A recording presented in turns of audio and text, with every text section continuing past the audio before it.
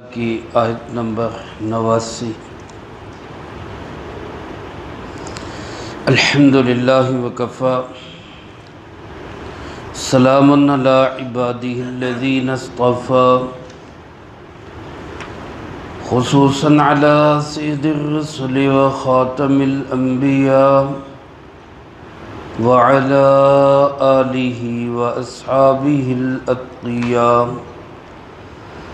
اما بعد فاعوذ باللہ من الشیطان الرجیم بسم اللہ الرحمن الرحیم۔ لا یؤاخذکم اللہ باللغو فی ایمانکم ولکن یؤاخذکم بما عقدتم الایمان فكفارته إطعام 10 مساكين من أوسط ما تطعمون أهليكم أو كسوتهم أو تحرير رقبة فمن لم يجد فصيام 3 أيام ذلك كفارة أيمانكم إذا حلفتم واحفظوا أيمانكم كذلك يبين الله لكم آياته لعلكم تشكرون۔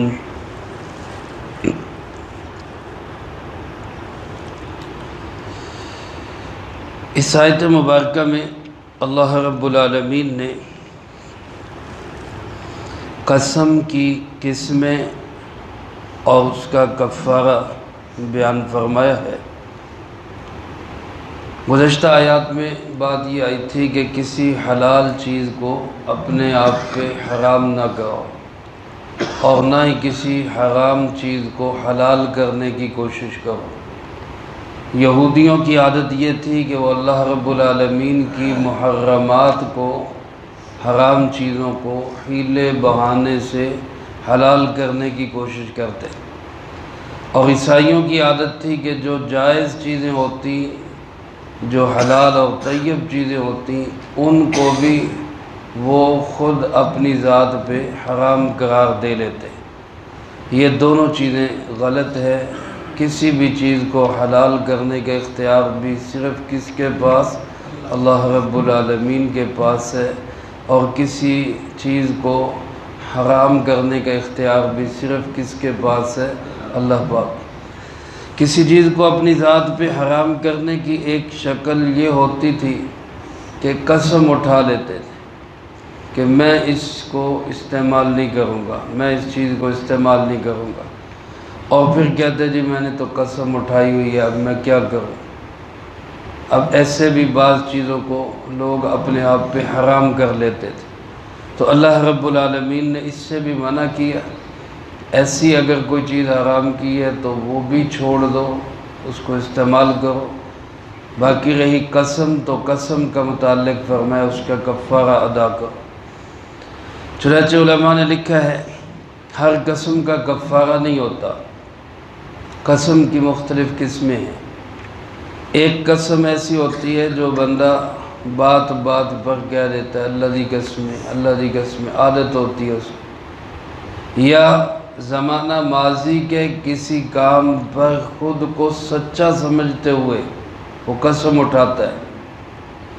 مثلا کسی شخص نے بتلایا کہ بھئی یہ واقعہ ایسے ہوا تھا، اس نے اس پہ اعتماد کرتے ہوئے قسم اٹھا لی کہ یہ واقعہ ایسے ہوا تھا، لیکن در حقیقت وہ واقعہ ایسے نہیں ہوا تھا، لیکن چونکہ اس کو اپنے تئیں یہی تھا کہ میں سچا ہوں، اس لیے اس قسم کو کہتے ہیں لغو، یمین لغو، جس کے متعلق سورۃ بقرہ میں اللہ رب العالمین نے ارشاد فرمایا لا یؤاخذکم اللہ باللغو فی ایمانکم، تمہاری لغو قسموں پہ اللہ پاک کوئی مواخذہ نہیں کریں گے۔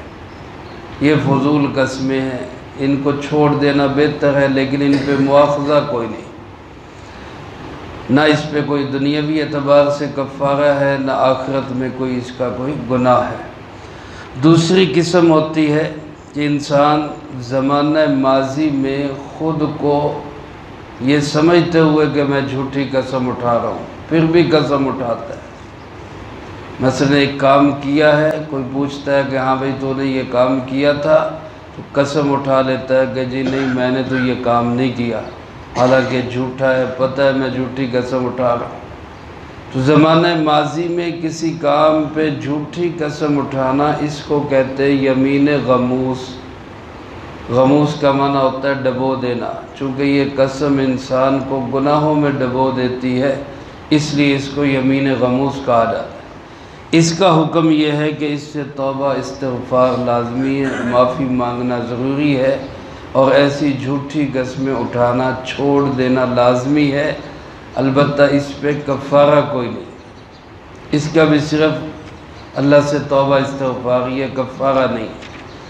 تیسری قسم قسم کی یہ ہے کہ مستقبل کے زمانے میں کسی چیز کے کرنے یا نہ کرنے کی قسم اٹھائے۔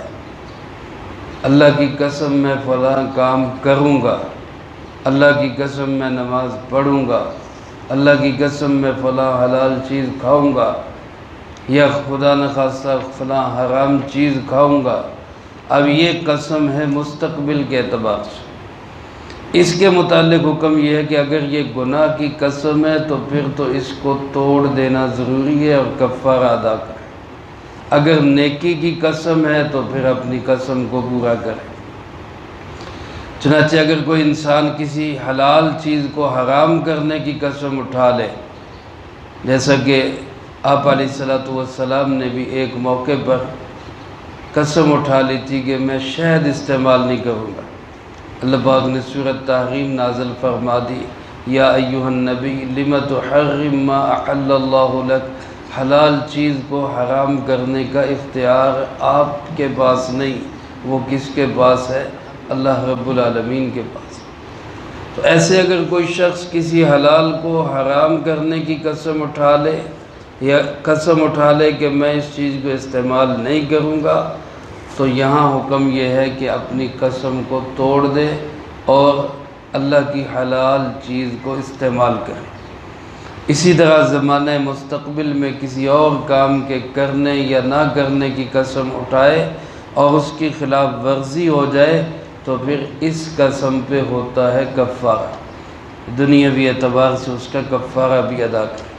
وہ کفارہ کیا ہے وہ بھی اللہ رب العالمین نے اسی آیت مبارکہ میں ارشاد فرما دیا ہے، وہ ترجمے میں ساتھ ساتھ آپ سماعت فرمائیں گے اور سمجھ آ جائے گی۔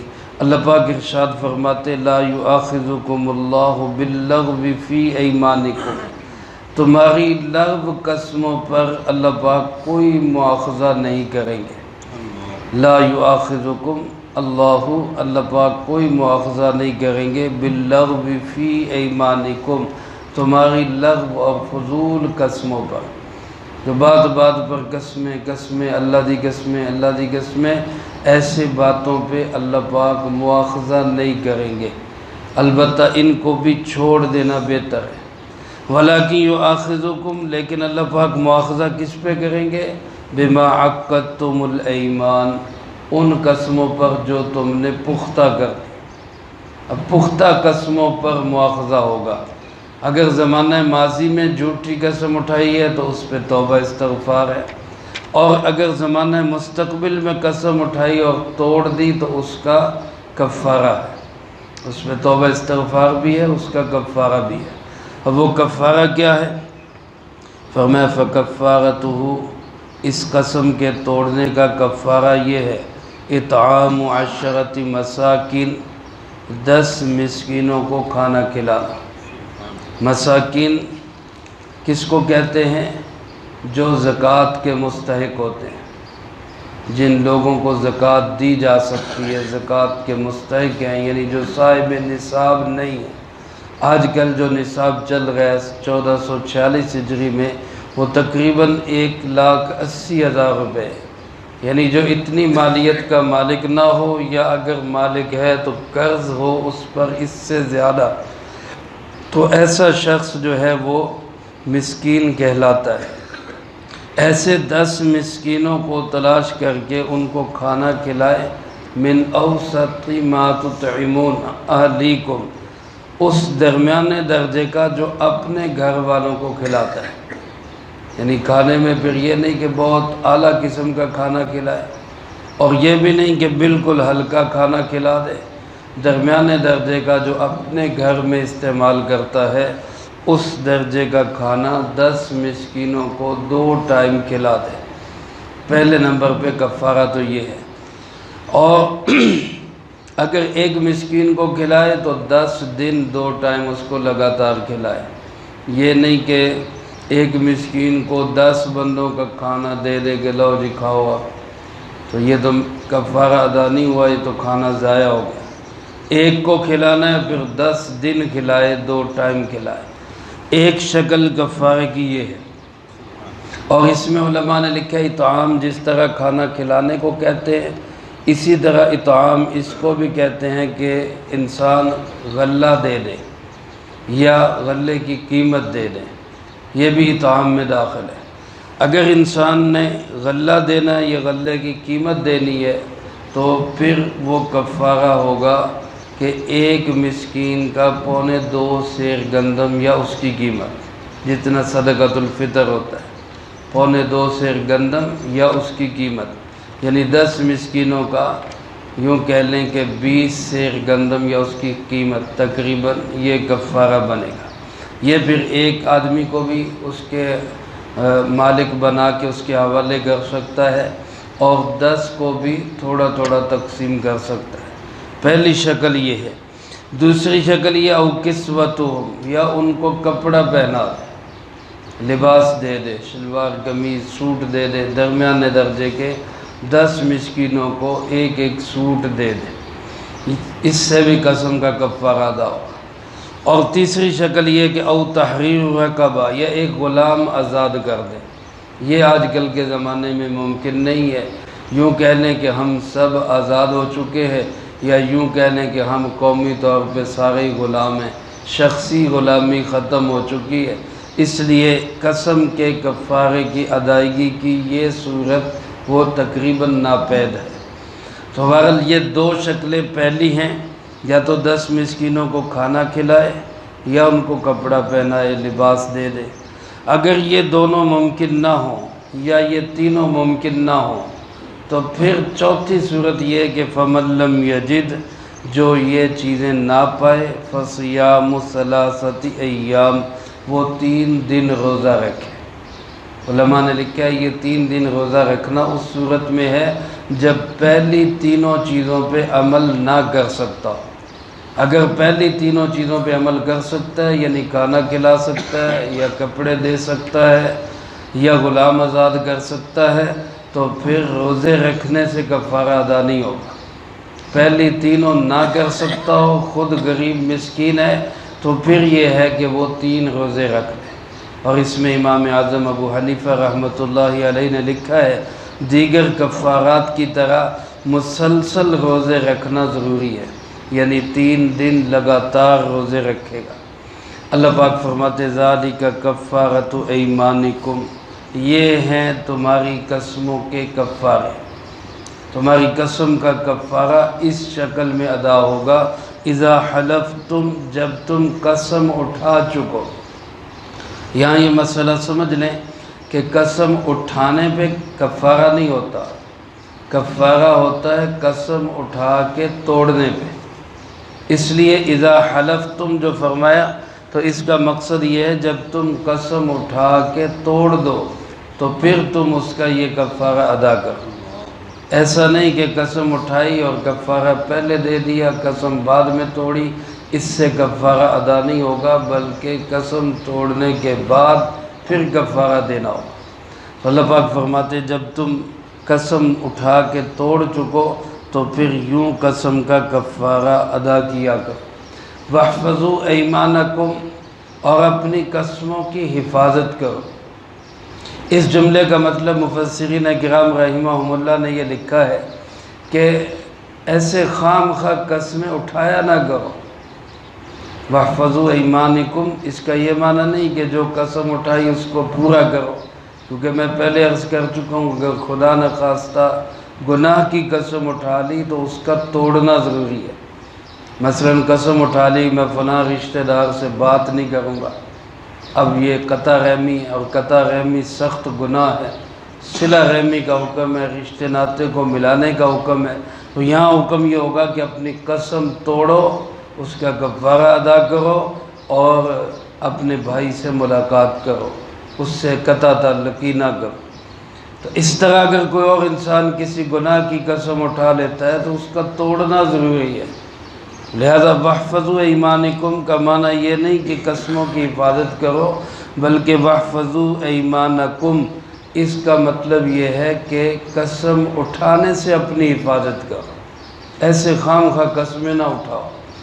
لہذا قسم اٹھانی پڑے تو بہت سوچ بچار کر کے اور پورے وثوق اور اعتماد کے ساتھ وہ قسم اٹھاؤ جس کو تم پورا بھی کر سکو۔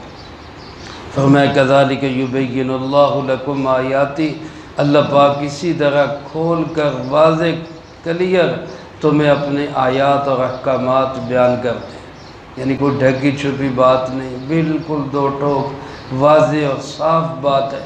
اسی طرح اللہ پاک بیان فرماتے ہیں، مقصد کیا ہے؟ لعلکم تشکرون، تاکہ تم شکر گزار بن جاؤ۔ شکر کیسے بن جاؤ؟ شکر گزار کیسے بن جاؤ؟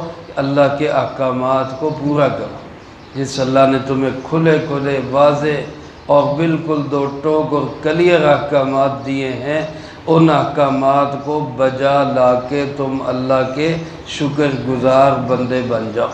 میرے محترم دوستو، اللہ پاک مجھے آپ کو اس سے محفوظ رکھے کہ ہم اللہ کی کسی حلال چیز کو حرام کریں یا حرام چیز کو حلال کریں۔ ہمارے آج کل کے حکمران اس میں مبتلا ہیں کہ انہوں نے 18 سال سے پہلے شادی کا جو قانون، ممانعت کی پابندی کا قانون بنایا ہے، 18 سال سے پہلے شادی نہیں ہو سکتی، کوئی نکاح نہیں پڑھا سکتا، اس کو سزا ملے گی، حالانکہ شریعت اجازت دیتی ہے۔ شریعت ایک چیز کو حلال کہہ رہی ہے اور یہ مل جل کر اس کو کیا کر رہے ہیں؟ حرام کر رہے ہیں۔ اس سے بڑی بدبختی ان کی اور کیا ہوگی؟ اور اعلانیہ شریعت کے حکم کی خلاف ورزی اور حلال کو حرام کرنے کی جسارت ایسی جسارت ہے کہ جس پہ ان کے ایمان بھی ختم ہو گئے، نکاح بھی ختم ہو گئے۔ لہذا ان کو تجدید ایمان بھی کرنی چاہیے، تجدید نکاح بھی کرنی چاہیے، اور اپنی اس حرکت سے توبہ استغفار بھی کرنا چاہیے اور اس قانون کو واپس لینا چاہیے، ورنہ علماء اس قانون کو جوتے کی نوک پہ رکھیں گے۔ ہم تو اعلان کرتے ہیں کہ ہم بچی کا نکاح پڑھائیں گے، 18 سال سے پہلے بھی آئے گا تو ہم نکاح پڑھائیں گے۔ ہم اس پابندی کو قطعاً قبول کرنے کے لیے تیار ہرگز نہیں ہے، کیونکہ یہ اللہ کی حلال کردہ چیز کو حرام کر رہے ہیں، ہم اس کو ماننے کے لیے تیار نہیں۔ اللہ پاک ہم سب کو شریعت کی حدود کو قبول کرنے کی اور اسی میں رہنے کی توفیق نصیب فرمائے، شریعت کی حدود کو توڑنے سے اللہ پاک ہم سب کی حفاظت فرمائے، جو کہا سنا اس کو زندگی میں لا کے دوسروں تک پہنچانے کی توفیق عطا فرمائے۔ اللہم لک الحمد کما ینبغی لجلال وجہک وعظیم سلطانک، اللہم لا احصی ثناء علیک انت کما اثنیت علی نفسک، اللہم لک الحمد کما انت اہل، صلی علی محمد کما انت اہل، وافعل بنا ما انت اہل، فإنک اہل التقوی واہل المغفرہ۔ اللہم وفقنا لما تحب وترضى